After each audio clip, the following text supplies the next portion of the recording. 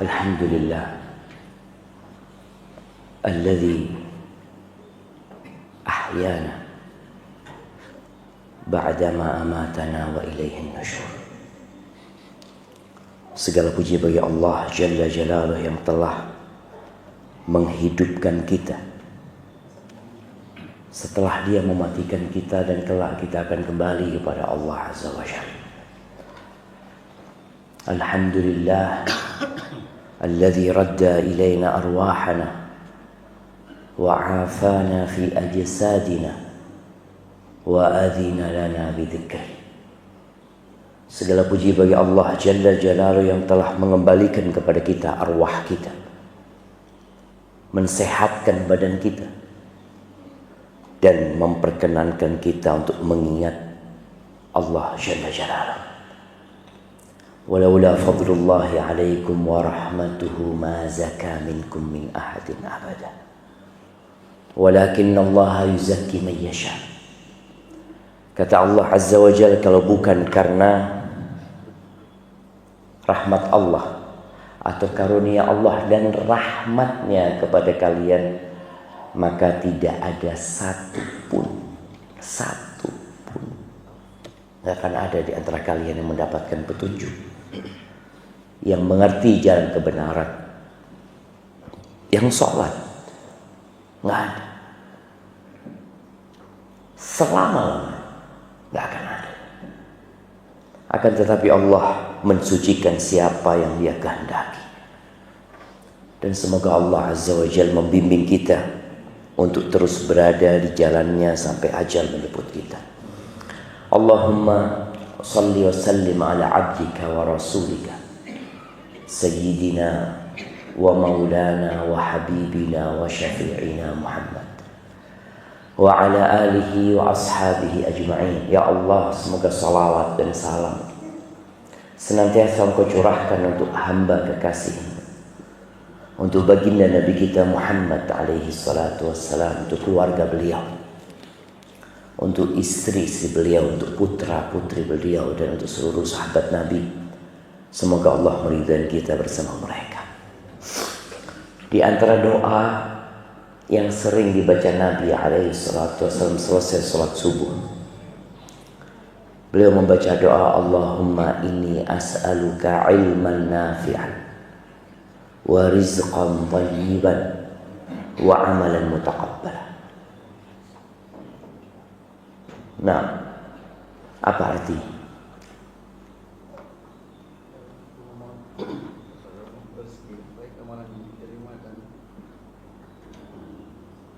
Yang pertama, ini as'aluka ilman nafi'an.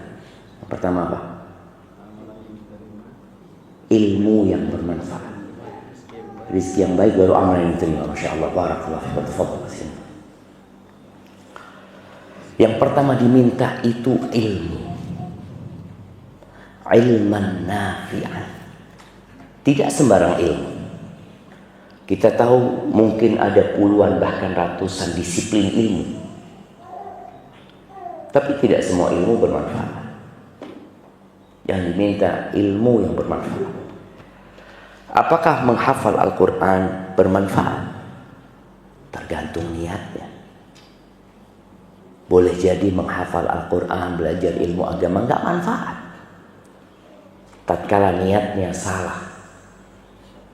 Dan kita tahu korek api neraka adalah siapa? Ustaz, imam, qari'ul Quran. Itu jadi koreknya neraka. Ketika Nabi alaihissalatu menyebutkan awwalu man tus'ar bihin nar, dalam hadis riwayat Imam Muslim dan Tirmidzi, awwalu man tus'ar bihin nar yaumil qiyamah thalath. Yang pertama menjadi korek api neraka pada hari kiamat nanti bukan malingnya, bukan pemerkosa, bukan koruptor yang mungkin kita akan benci sama mereka, tapi ternyata yang menjadi korek api neraka yang pertama alimun wa qari'ul Quran. Orang yang alim dan pandai membaca Al-Quran. Apa penyebabnya orang alim hafal Quran jadi korek api neraka? Ketika Allah menyidang dia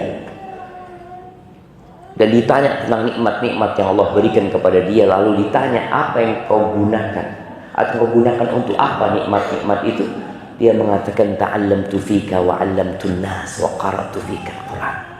Aku belajar agama untuk mencari keridhaanmu dan aku ajarkan kepada manusia lillahi ta'ala, dan aku menghafal Al-Quran dan membacanya untuk mendapatkan rahmatmu. Kata Allah, kadzabta, bohong,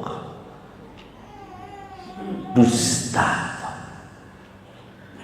Innama ta'allamta liyuqala 'alim wa qara'ta liyuqala qari. Engkau belajar selama ini hanya untuk mendapatkan gelar ustaz, orang yang berilmu, buya atau apa, kiai, dan untuk mendapatkan gelar qari, orang yang suaranya bagus, yang menghafal Al-Quran. Kata Allah, waqad qil, dan udah selesai. Engkau ketika hidup di dunia manusia menyanjung-nyanjungmu, sudah. Thumma umira bihi fasuhiba ala wajhihi thumma turiha finnar. Kemudian orang yang diperintahkan malaikat itu menyeret wajahnya dan dilemparkan ke dalam api neraka. Na'udzubillah. Yang kedua, orang yang mati syahid, mati di medan perang, jadi koreknya api neraka. Gara-gara apa? Salah niatnya. Yang ketiga, orang kaya yang dermawan, bangun masjid, ya, bangun sekolahan, anak yatim dia tanggung, janda-janda dia bangunkan rumah. Bahkan ketika ditanya orang kaya yang dermawan ini, dia mengatakan, ma min sabilin tuhibbu an yunfaqa fihi illa anfaqtu fihi lak. Ya Allah, tidak ada satupun jalan kebaikan yang engkau suka, harta yang kau berikan kepadaku diinfakkan ke sana, melainkan aku sudah berinfak di sana laka. Artinya lillahi ta'ala, untukmu ya Allah.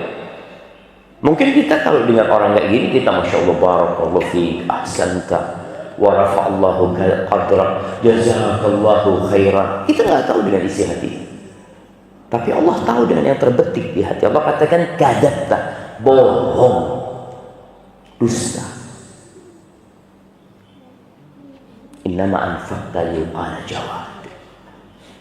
Engkau selama hidupmu berinfak hanya untuk mendapatkan gelar al-jawad, orang yang dermawan, orang yang baik hati. Waqad qil, dan udah disebutkan, udah selesai, kau cari itu. Kemudian orang itu dilemparkan dalam api neraka. Na'udzubillah minan nar. Maka ingat, belajar ilmu yang bermanfaat adalah ilmu yang niatnya benar dan mengantarkan kepada Allah Azza wa Jalla. Jamaah rahimakumullah, hari ini, pagi ini kita hendak berbicara tentang rahmat Allah Azza wa Jalla, yang Nabi kita Muhammad alaihi salatu wasallam pernah mengatakan, la yadkhulu ahadukumul jannata bi'amalihi. Tidak ada satupun di antara kalian yang akan masuk surga dengan amalannya. Hatta anta ya Rasulullah, sampai engkau wahai Rasulullah alaihi salatu wassalam, ya Rasulullah, sampai engkau ya Rasulullah. Yang beliau sholat sampai bengkak kaki, yang beliau menegakkan agama Allah, diusir, dimaki, mau dibunuh, dilemparin batu alaihi salatu wassalam. Engkau juga gak akan masuk surga dengan amalan. Hatta anak, sampai aku pun gak akan masuk surga dengan amalan. Illa ayyataghammadani Allahu birahmatih, kecuali dalam satu kondisi, tatkala Allah membalutku, membungkusku dengan rahmatnya, baru bisa surga. Maka jangan ada yang GR, yang ujung sama amalannya. Nyalakan jamaah. Iya, amalan sebagai sebab penetapan derajat di sana di surga dengan amalan, betul. Walikullin darajatun mimma amil. Semua akan mendapatkan derajat nanti berdasarkan amalannya. Tapi masuk surga dengan rahmat Allah Azza wa Jalla. Amal hanya sebab. Ahibati fillah, sering kita dengar ucapan almarhum. Oh, siapa? Fulan. Oh, sudah almarhum. Apa artinya almarhum ini? Artinya fulan yang dirahmati Allah. Apakah ucapan ini boleh atau tidak boleh? Para ulama membagi menjadi dua ucapan almarhum. Kalau almarhum itu kita memberitakan bahwa dia dirahmati Allah, maka nggak boleh. Dari mana antum tahu dia dirahmati Allah? Dari mana? Boleh jadi dia sedang disiksa di kuburnya sekarang. Antum katakan almarhum. Hati-hati ketika kita ngomong. Tapi kalau maksudnya doa, semoga dirahmati Allah, mudah-mudahan dirahmati Allah. Jadi maksudnya itu nggak apa-apa.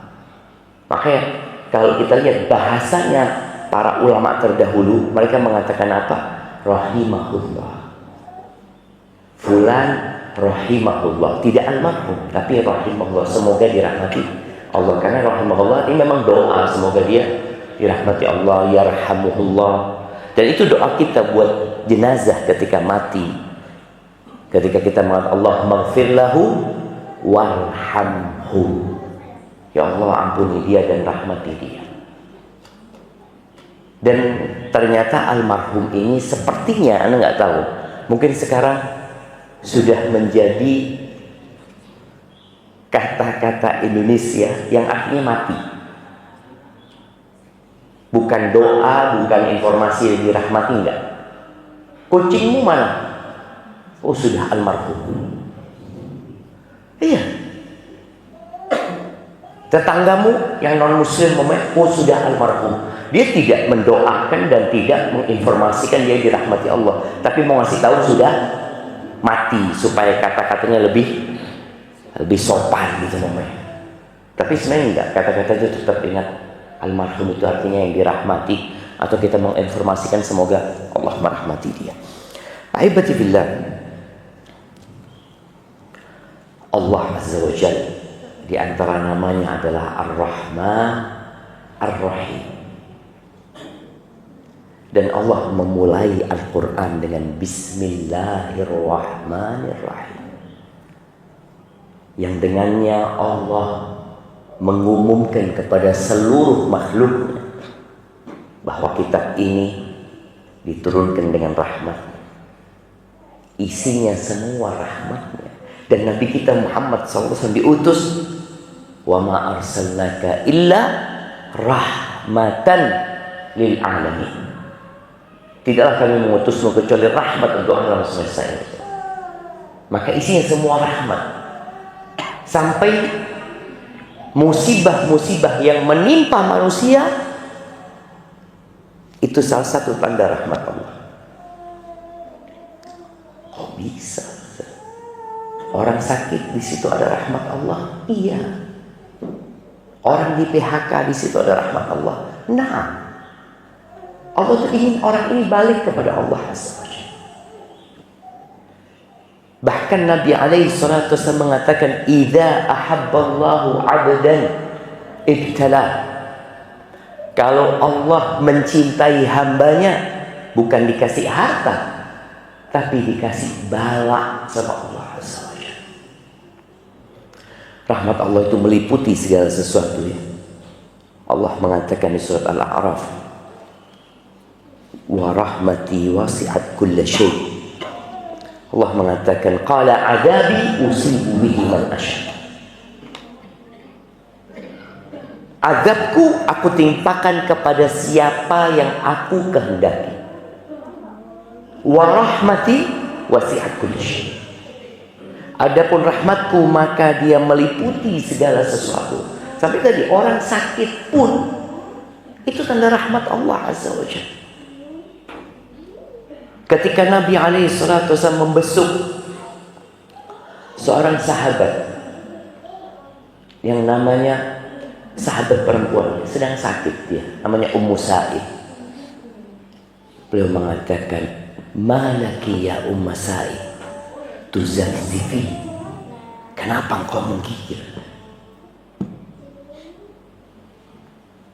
Kata Ummu Sa'id, "Al-humma ya Rasulullah, la barakallahu fi." Demam ya Rasulullah, panas. Semoga Allah tidak memberkati itu panas. Kata Nabi SAW, "La tasubbil humma." Engkau jangan cela demam ini. Karena dia datang untuk membersihkan seseorang dari dosa-dosa. Nabi Ayub alaihissalam. Maka kita itu harus kenal dengan rahmat Allah. Supaya tidak ada lagi prasangka-prasangka buruk kepada Allah Azza wa Jalla. Allah mengatakan dalam sebuah hadis qudsi, "Ana inda dhanni 'abdi bi." Aku terserah prasangka hambaku kepadaku. Yang berprasangka buruk, Allah kasih keburukan. Tapi kalau dia berprasangka baik, Allah kasih kebaikan.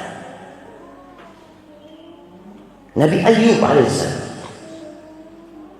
beliau dikasih bala yang gak kebayang antum semua. Dan kita tahu orang tua tuh kalau ditinggal anak itu sering disebut belahan jiwa. Jiwanya itu 1 mati, 2 mati, 3, 4 mati semua anak-anak. Dalam kondisi mereka mati, hartanya habis. Udah habis. Engkau nggak doa minta sama Allah. Doa lah tentu. Tapi Nabi Ayub ngomong, berapa lama kita hidup senang? 70 tahun. Terus sekarang sakit ini, susah ini, ya baru 18 tahun. Dia mengatakan 7-18 tahun dalam beberapa riwayat. Nabi Ayub mengatakan, nanti aku mau minta kalau sudah 70 tahun. Tapi akhirnya dia berdoa karena ada omongan-omongan yang tidak baik dengan dakwah beliau. Masyarakat mengatakan Ayub tuh dapat penyakit itu karena dosa-dosa. Oh, ini bahaya. Prasangka ini berbahaya dengan dakwah beliau. Akhirnya orang nggak akan ngikutin dakwah beliau. Akhirnya Nabi Ayub berdoa. Siapa yang ingat doanya Nabi Ayub? Nah,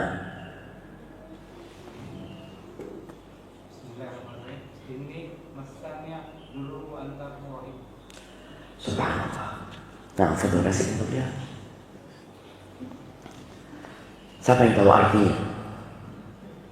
Nah, fadhil. Ya Allah, aku terkena penyakit dan aku termasuk orang-orang yang zalim. Masya Allah, aku termasuk orang-orang zalim.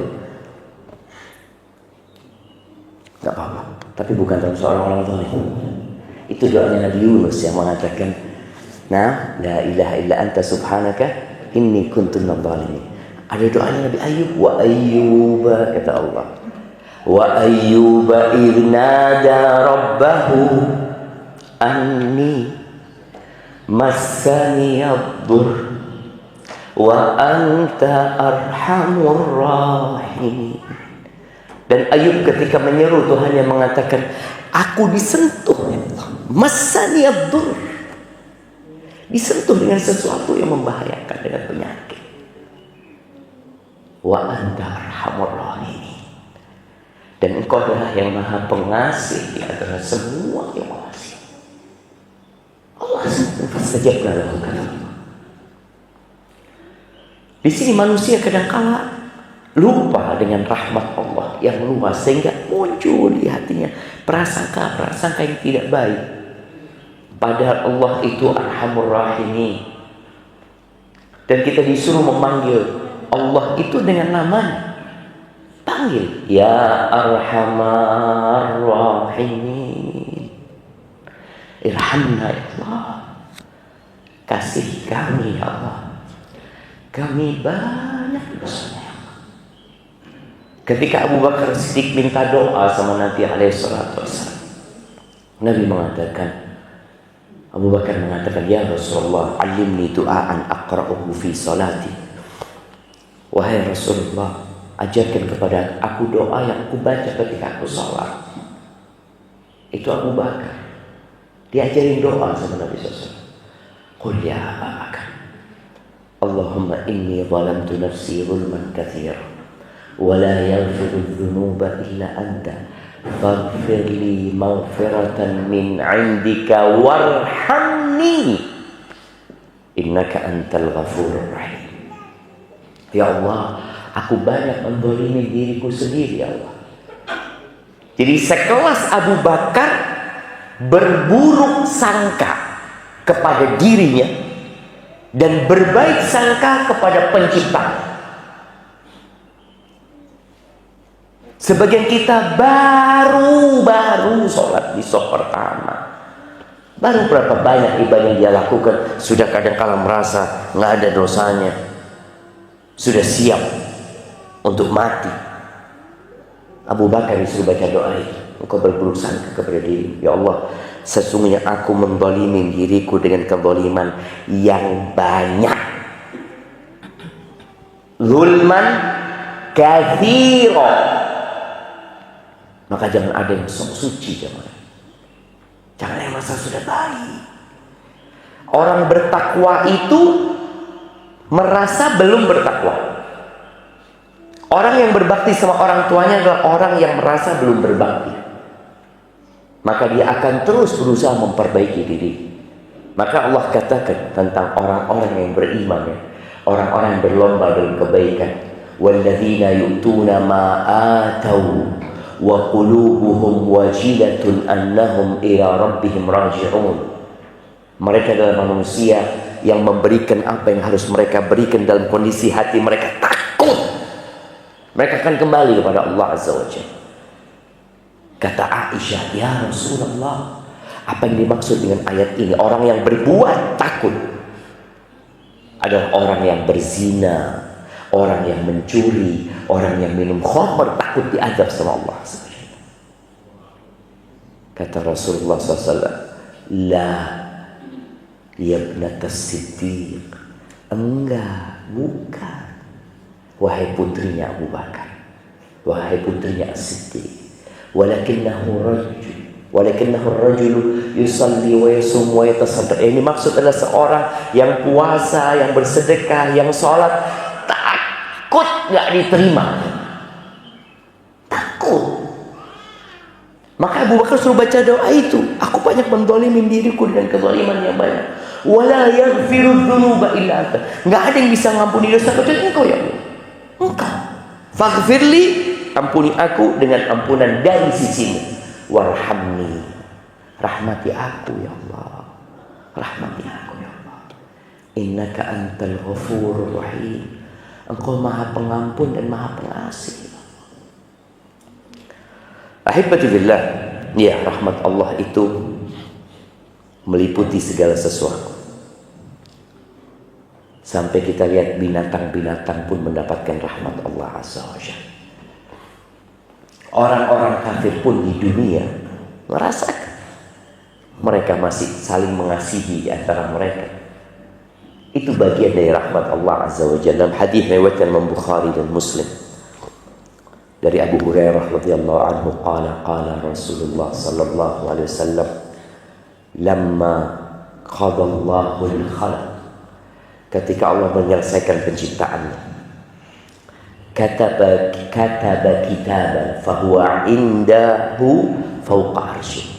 Allah menulis sebuah catatan, dan catatan itu ada di sisinya di atas arsy Allah Azza wa Jalla. Apa tulisan itu? Inna rahmati sabaqat ghadabi. Sesungguhnya rahmatku mengalahkan amarahku. Itu tulisan. Dan kalau bicara rahmat Allah Azza wa Jalla, kita perlu memahaminya. Dalam sebuah hadis yang sahih juga, Nabi alaihi salatu menjelaskan bahwa Allah itu punya mi'atu rahmat. Ada 100 rahmat Yang 99 itu disimpan untuk di akhirat. Yang satu itu dibagikan kepada seluruh makhluknya di muka bumi. Bangsa jin, bangsa manusia, binatang-binatang, serangga, apapun jangan. Antum bisa melihat bagaimana ayam itu tidak menginjak anak-anaknya. Bagaimana ayam itu ketika ada burung elang, ya, nggak tahu masih ada burung elang di sini kan? Masih ya. Dulu di kampung kita masih ada burung elang hitam tuh ya. Kalau sudah datang dia, induknya ayam itu manggil anak-anaknya, dimasukin ke dalam. Siapa yang ngajarin dia itu ya? Ketika turun hujan, induknya itu nutupin, dia basah-basah jemaah. Burung pun kita lihat bagaimana ketika dia mengerami telurnya. Di bawah hujan yang deras dia tetap.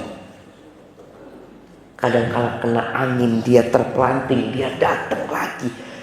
Dapat dari mana dia rahmat itu, kasih sayang?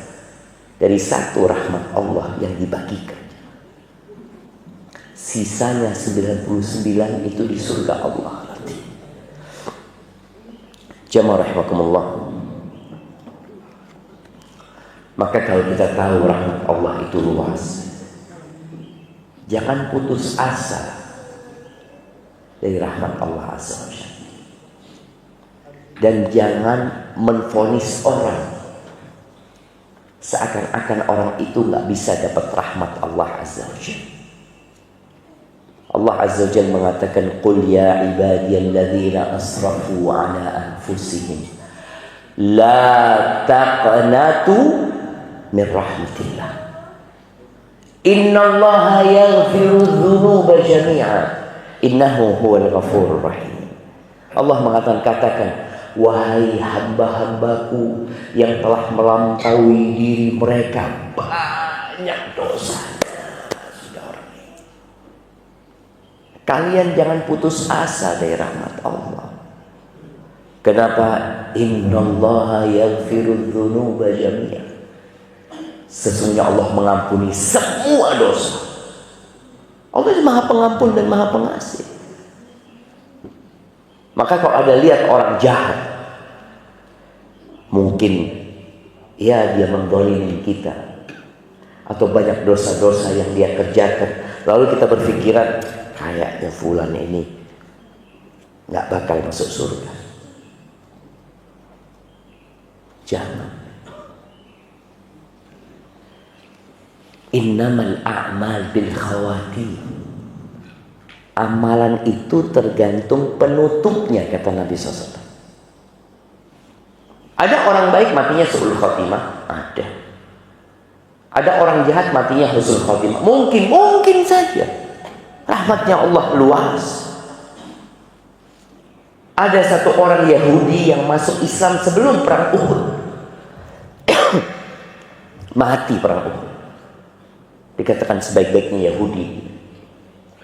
Ada satu sahabat yang terlambat masuk Islamnya dari kalangan Ansor, dari Bani Abdul Ashhal. Baru masuk Islam itu ketika perang Uhud. Ketika selesai perang dia mati. Usairim namanya. Ditanya, loh engkau ini perang dalam rangka membela kaummu atau menegakkan agama Allah? Karena ada orang perang hanya untuk bangsanya, negaranya, kaumnya ada, bukan karena lillahi ta'ala. Sedangkan innamal a'malu binniyat. Ditanya, engkau ini gimana? Enggak, aslamtu lillah, aku sudah masuk Islam. Mati jangan. Belum pernah sujud satu kali pun. Rahmat Allah itu luas. Di dalam hadis yang diriwayatkan oleh Abu Dawud, Nabi alaihissalatu menyebutkan bahwa ada dua orang laki-laki. Kana fi Bani Israel mutahabbain. Dua orang dari kalangan Bani Israel, dua orang yang saling mencintai jemaah. Tapi yang satunya semangat beribadah, tekun beribadah. Yang satunya ka'annahu yaqulu mudhnib. Kayaknya Nabi mengatakan orang itu pelaku dosa. Ada dua orang saling mencintai, mungkin teman, kalau sekarang teman SD, teman SMP ya. Yang satunya taat, yang satunya ya kadang-kala datang kajian, nggak datang kajian, kadang-kala ke tempat maksiat. Yang taat ini setiap kali ketemu sama temannya berbuat dosa, dia mengatakan aksir amma anta fi, ayo cukuplah, berhenti berbuat dosa, tahan dirimu, kata dia. Apa kata temannya? Khallini wa rabbi, udah gak usah ngurusin aku, biarkan aku bersama Tuhanku. Dia yakin sama Allah Azza wa Jalla. Khallini wa rabbi, biarkan aku bersama Tuhanku. Udah.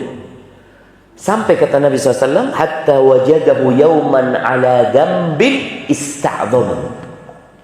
Sampai suatu hari ketemu sama temannya ini lagi berbuat dosa yang dianggap ini dosa besar kan. Maka temannya sebagai sahib aksir, berhenti kau berbuat dosa, tahan dirimu. Biasanya orang itu memang nggak suka dengan orang yang memberi nasihat. Kita nggak suka. Ini orang sama, dia nggak suka. Dia mengatakan khallini wa rabbi, biarkan aku sama Tuhanku. Abu Isa alaina raqiban, apakah engkau diutus untuk menjadi pengawas? Ini bikin sakit hati aja. Maka kudu sabar kita ketemu sama sahib-sahib. Udah nggak usah ngurusin anak tuh. Ada orang-orang kayak gitu. Lalu temennya sakit hati ya, gara-gara ucapan pelaku dosa ini. Dia bersumpah mengatakan, wallahi la yaghfirullahu laka abada wa la yudkhiluka Allahul jannah abada. Demi Allah, Allah tidak akan mengampuni dosa-dosamu selama-lamanya dan tidak akan memasukkanmu ke surga selama-lamanya. Bayangin. Kadang-kadang ada orang tadi merasa baik, melihat orang lain banyak dosanya, dia memikirnya orang penghuni neraka. Qala fa ba'atsallahu ilaihi malakan. Allah kirim malaikat mencabut nyawa keduanya, kemudian keduanya disidang. Faqala lil mudhnib, Allah katakan kepada pelaku dosa ini, lihat. Allah katakan kepada pelaku dosa ini, udkhulil jannata birahmati. Masuklah surga dengan rahmatku. Tadi di awal kita sudah bicarakan. Orang masuk surga bukan dengan amalannya, tapi dengan rahmat Allah SWT. Amalan hanya sebab. Maka Allah mengatakan kepada pelaku dosa ini, udkhulil jannata birahmati.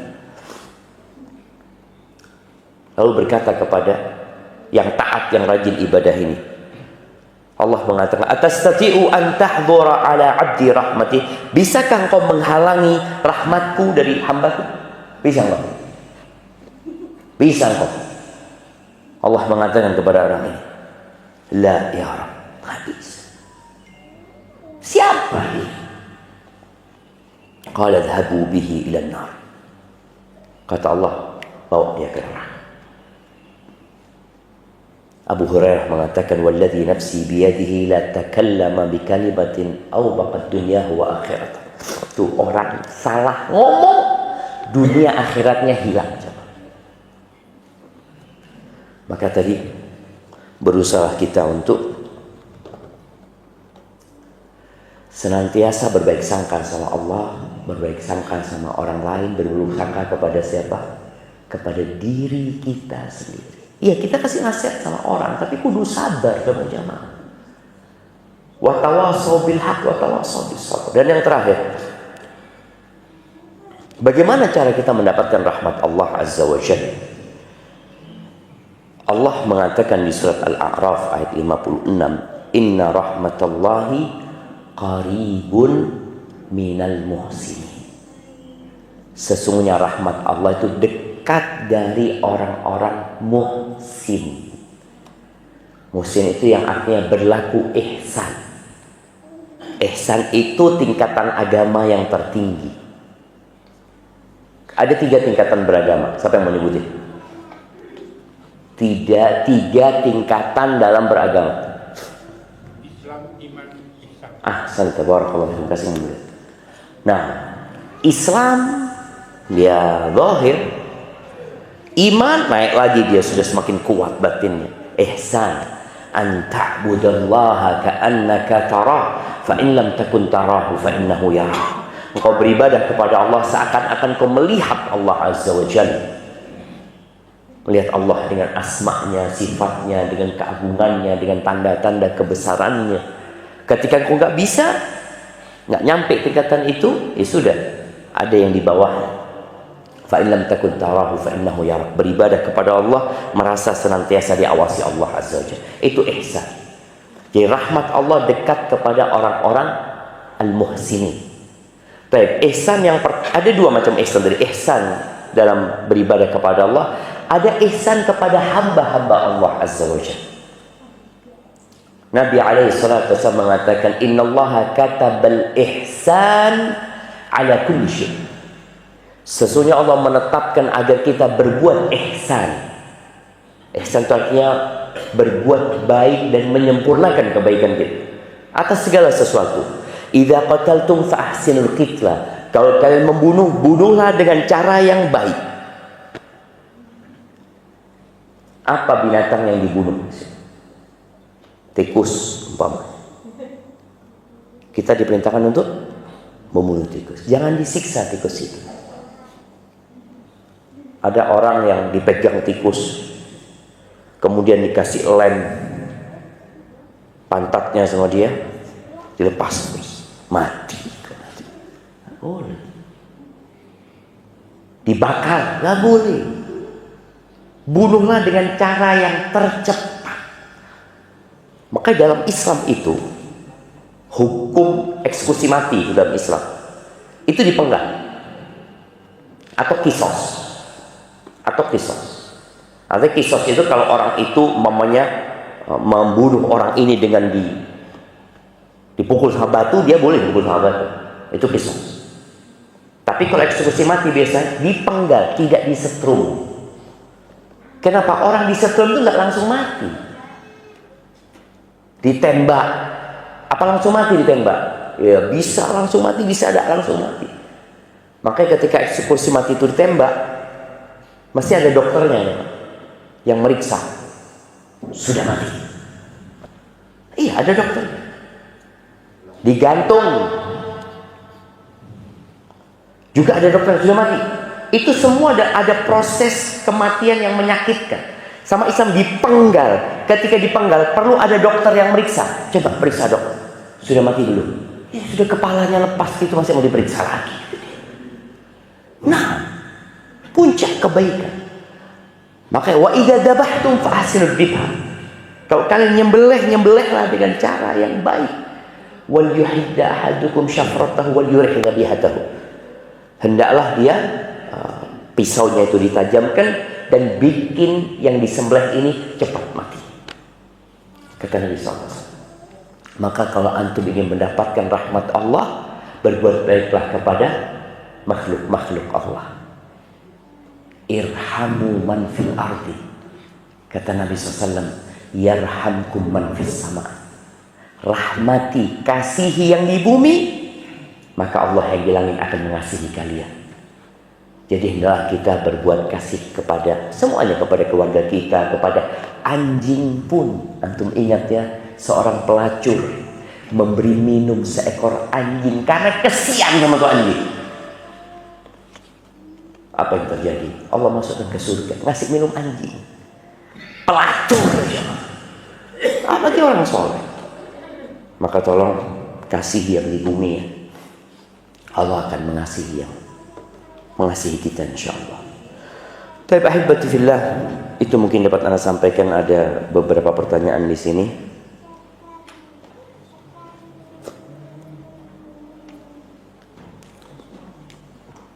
Afwan Ustaz, saat kita berdagang dan dagangan kita sepi, Lalu kita terbawa kebiasaan orang mengatakan, iya memang keadaannya lagi sepi. Apa hal tersebut termasuk syirik? Barakallahu fiik. Enggak. Cuma kita itu kalau lagi sepi, hendaklah berdoa. Karena kadang-kala kita merasa sepi dan ramai ini ya karena pasar. Tidak. Karena Allah. Yang membuat pasar itu ramai Allah, yang membuat pasar sepi itu Allah. Ekonomi negeri kita sedang tidak baik-baik saja. Betul. Sedang nggak baik-baik saja. Yang membuat seperti itu siapa? Ya Allah Azza wa Jalla. Penyebabnya siapa? Kita.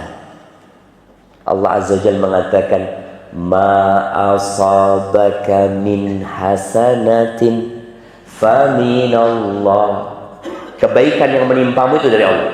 Apapun kebaikan itu dari Allah. Wa ma asabaka min sayyi'atin famin nafsik. Tapi keburukan yang menimpamu itu disebabkan dirimu sendiri. Maka tadi ketika kita lihat pasarnya sepi ya mungkin kita banyak dosanya. Kita harus memohon ampun kepada Allah Azza wa Jalla. Walau anna ahlal qura amanu wattaqaw la fatahna alaihim barakatun minas samaa'i wal ardh. Andai kata penduduk negeri-negeri itu beriman dan bertakwa, kami akan bukakan barakat, pintu-pintu berkah dari langit dan bumi.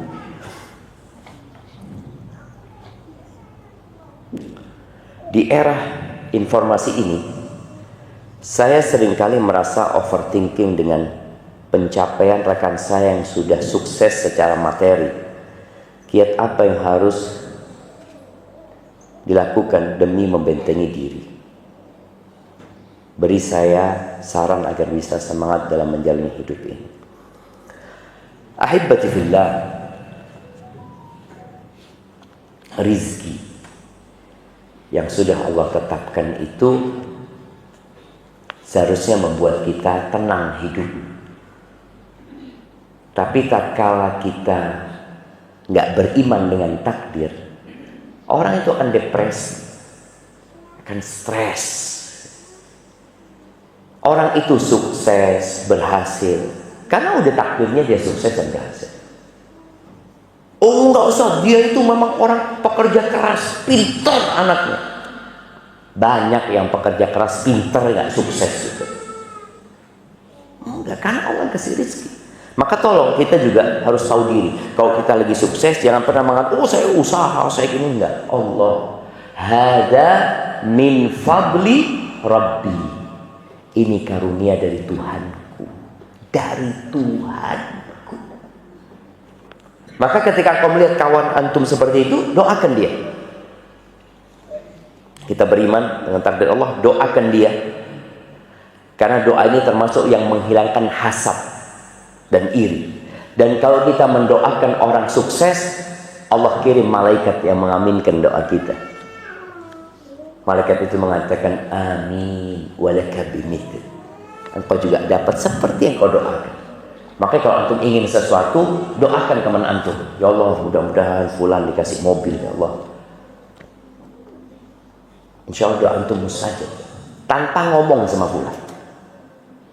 Kemudian yang kedua, yang membuat kita itu tadi overthinking atau ya stres nantinya berkaitan dengan urusan dunia ini, karena kita memandang ke atas, tidak memandang ke bawah.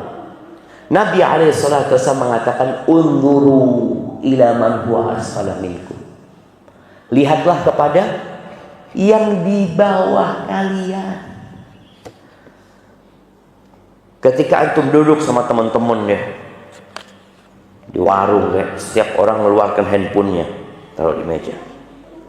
Ada 7 meja di sini. Mana yang paling bagus handphone? Masya Allah, iPhone 17 ya. Masya Allah. Dia lupa temennya ada yang nggak pakai handphone, lah iPhone wala Samsung. Yang dia lihat yang paling bagus. Maka membandingkan itu selalu ada unsur kezaliman. Engkau membandingkan dengan yang terbaik. Kenapa engkau membandingkan dengan yang paling buruk? Makanya Nabi alaihissalatu memberikan arahan, unduru ila man huwa asfala minkum. Wala tanduru, disuruh dan dilarang. Lihatlah kepada yang di bawah kalian, jangan melihat kepada yang di atas kalian. Jangan. Ada larangan. Kenapa? Fahuwa ajdaru an la tazdaru ni'matallahi alaikum. Karena hal itu akan membuat kalian tidak meremehkan nikmat yang Allah berikan kepada kalian. Antum naik mobil Avanza, tahu-tahu parkir di sebelah antum Land Rover. Antum langsung lihat, Allah, kapan mana lagi? Di sebelahnya motor nggak dilihat. Orang-orang yang pakai motor itu, Anda nggak lihat, yang dilihat Land Rover. Maka di sini engkau nggak akan pernah menikmati mobilmu. Jadi orang kalau ingin bahagia, nikmati yang ada, jangan memikirkan yang tidak ada. Karena ketika engkau melihat ke sana, makan di warung. Anak ingat dulu kita mahasiswa kalau masuk rumah makan Padang, kita itu belinya ya satu porsi. Beli apa? Ayam, ikan, sudah makan itu. Tahu-tahu di sebelah kita yang satu meja itu ya, Allah, orang kaya ini. Kita nggak tahu kalau yang dibayar yang dimakan. Pikir kita, aduh, dimakan semua sekali. Kita kalau melihat kayak gitu nggak akan bersyukur. Tapi ada orang-orang yang makan nasi bungkus, nasi kucing apa disebutnya, ya. Ada yang nggak makan. Maka saran ana buat antum, dekatlah dengan orang-orang miskin. Itu saran Nabi SAW kepada Abu Dzar, wa usani bihubbil masakin waddunu minhum. Beliau nyuruh aku untuk cinta kepada orang-orang miskin dan dekat sama mereka. Kalau antum dekat sama orang-orang kaya, enggak usah anda dekat sama mereka supaya termotivasi. Bukan termotivasi antum, sakit hati ya. Nah, sudah motivasi antum adalah bagaimana hidup di dunia bermanfaat buat orang lain. Rizki sudah ditetapkan, aku akan kerja keras. Nah, tapi rizkiku ya kalau sudah ditetapkan itu yang akan datang kepadaku. Jadi kita nggak ada lagi hasud, iri, dengki. Insya Allah nggak ada. Jemaah. Pak Ustadz, apabila mental lagi down karena pekerjaan, apa yang harus dilakukan? Ziarah kubur. Nah, Nabi SAW dulu melarang ziarah kubur.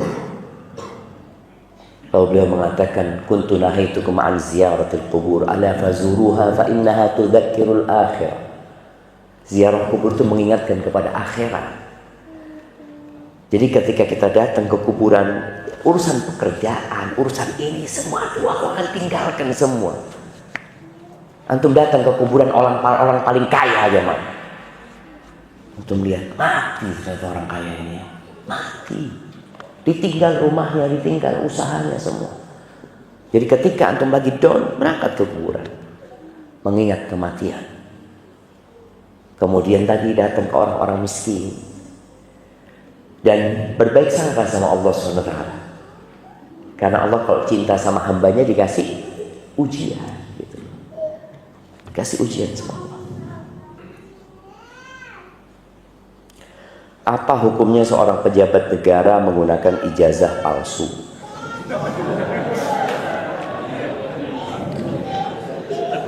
Jamaah, yang pertama ini berkaitan dengan kita semua ya. Karena bicara ijazah palsu itu memang banyak orang-orang nggak kuliah dapat ijazah, melamar pekerjaan, kemudian dia bekerja dengan ijazah palsu itu. Atau ada yang melamar padahal dia waktu ujian nyontek. Dia waktu ujian nyontek. Dia diterima dengan ijazahnya dengan nilai cum laude. Padahal dia nyontek. Apakah gajinya halal? Itu dibicarakan oleh para ulama.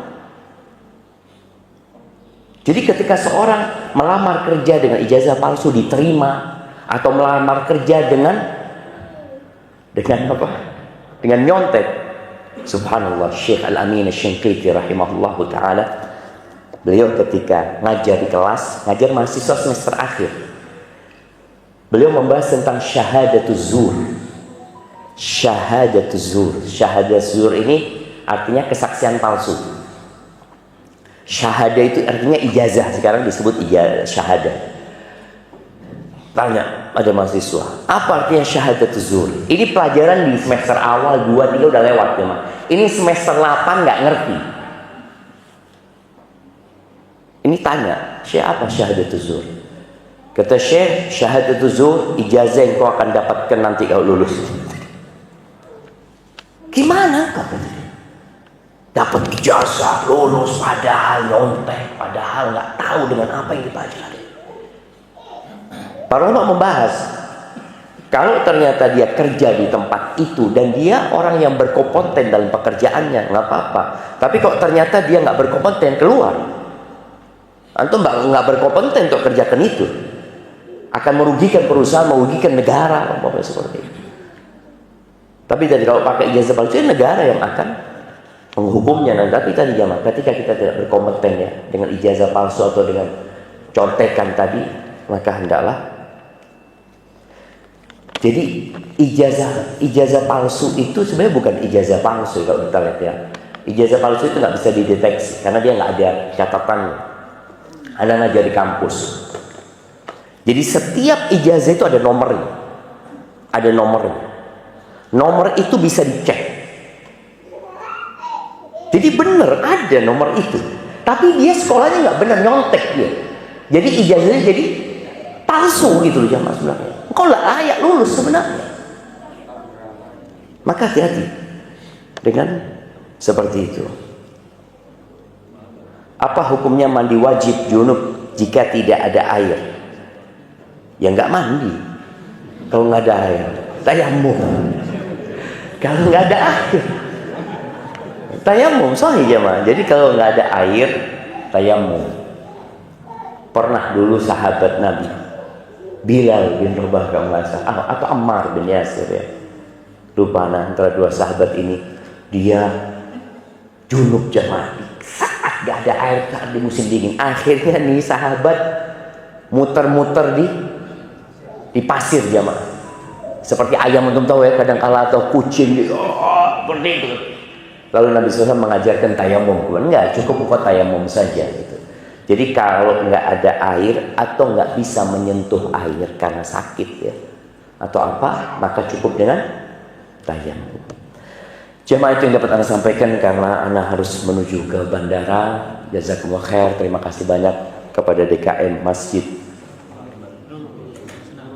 Nurul Husna. DKM apa PKM? PKM. Apa PKM itu? Pengurus. Kalau di Jawa itu DKM ya. Dewan Kemakmuran Masjid. Ini PKM, pengurus kesejahteraan. Oke. Sejahtera belum tentu makmur. Makmur belum tentu. Allah ibarik fikum. Kurang lebihnya mohon maaf. Subhanakallahumma bihamdika asyhadu an la ilaha illa anta astaghfiruka wa atubu ilaik. Wassalamualaikum warahmatullahi wabarakatuh.